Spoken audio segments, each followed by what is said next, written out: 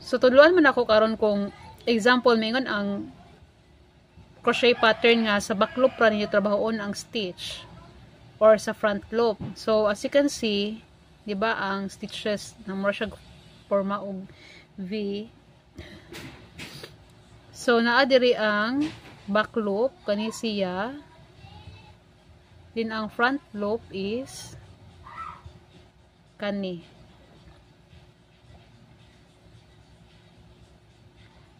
Okay, so mingon tag back loop only, inyong buhaton dito lang mo insert sa inyong hook sa back loop. Okay, example tintahay, single crochet, work on back loop only. So back loop lang ta.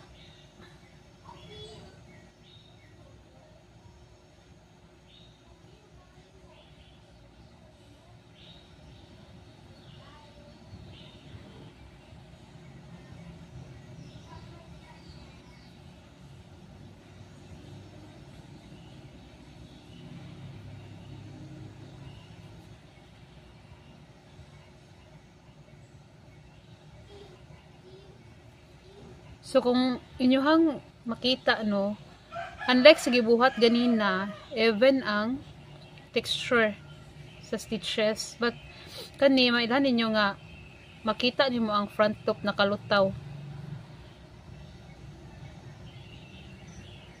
Okay, humano na to ang back loop para magtrabaho na sadta sa front loop after.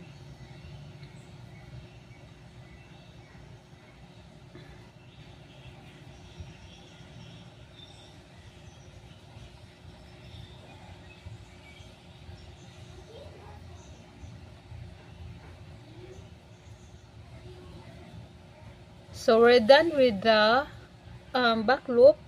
So kung pa mo tuduan ang saon ang front loop. So mo no back loop, front loop. So when tag front loop lang, i-insert niyo ang hook niyo diri. Lusot diha.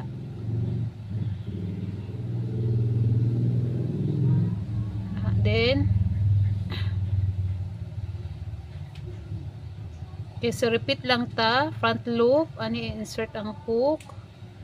Dili apilon ang front loop, dili apilon ang back loop ha. Front loop lang. Here.